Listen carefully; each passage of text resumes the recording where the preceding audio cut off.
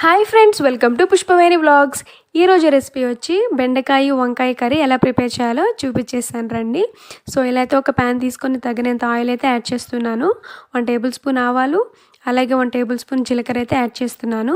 ఒక చిన్న ఉల్లిపాయ అయితే కట్ చేసి వేస్తున్నాను. ఇదైతే బాగా రెడ్డిష్గా అయితే వేగాలండి. ఇలా వేయించుకుంటేనే కర్రీ అయితే చాలా టేస్ట్గా ఉంటుంది. పులుసు కూరలకు మాత్రమే ఇలా బాగా వేయించుకుంటారు, ముందుగా ఆనియన్స్ వేసుకొని. సో టేస్ట్ అయితే చాలా బాగుంటుందండి ఇలా ఆనియన్స్ వేయించుకోవడం వల్ల. సో ఇంగ్రీడియంట్స్ అన్నిటినీ కింద అయితే మెన్షన్ చేస్తున్నాను చూడండి. సో ఈ పులుసు కూరల్లో ఎండు చేప వేస్తే మాత్రం చాలా టేస్టీగా బాగుంటుంది. సో తప్పకుండా ఇలా ట్రై చేయండి. సో నా దగ్గర అయితే ఎండు చేప అయితే అవైలబుల్గా లేదు, సో అందుకని నేను వేయలేదు. సో వేసుకుంటే మాత్రం టేస్ట్ అయితే చాలా బాగుంటుంది. సో తప్పకుండా అయితే ట్రై చేయండి ఫ్రెండ్స్.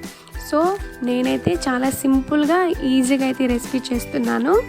వేడి వేడి అన్నంలో అయితే చాలా బాగుంటుంది. సో ఇలా కారం, ధనియాల పొడి, పసుపు ఇవంతా వేసుకొని ఇలా ఒక 5 మినిట్స్ అలా వేయించేసుకోవాలండి. సో టేస్ట్ అయితే చాలా బాగుంటుంది, తప్పకుండా ట్రై చేయండి.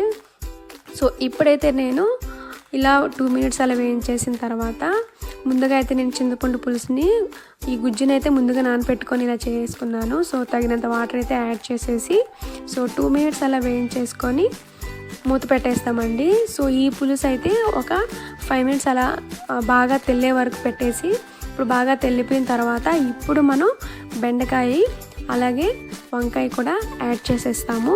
సో ఇవైతే ఒక 15 to 20 మినిట్స్ అయితే బాగా ఉడకాలండి. అలా బాగా బాయిల్ అయితేనే కర్రీ బాగా టేస్ట్ వస్తుంది. సో బాగా ఉడికిపోయి ఆయిల్ బాగా పైకి ఇలా తేలాలండి, చూస్తున్నారు కదా. సో నేను ఇప్పుడైతే ఎగ్స్ అయితే యాడ్ చేస్తున్నాను. ఎగ్స్ కూడా వేసుకోవచ్చు పులుసు కూరల్లో, టేస్ట్ చాలా బాగుంటుంది. సో కర్రీ అయితే ఉడికిపోయిందండి. ఎగ్స్ వేసాం కాబట్టి ఒక 5 మినిట్స్ అలా ఉడికించేద్దాము. ఆల్రెడీ బాయిల్డ్ ఎగ్సే, బట్ పులుసులో బాగా ఉడికితేనే టేస్ట్ బాగుంటుంది. సో ఆయిల్ బాగా తేలింది కదా అండి. సో లాస్ట్లో కొత్తిమీర అయితే యాడ్ చేసేస్తున్నాను. సో ఇలా సర్వ్ చేసుకొని తినేయడమే. టేస్ట్ అయితే చాలా బాగుంటుంది, తప్పకుండా ట్రై చేయండి. So please subscribe my channel.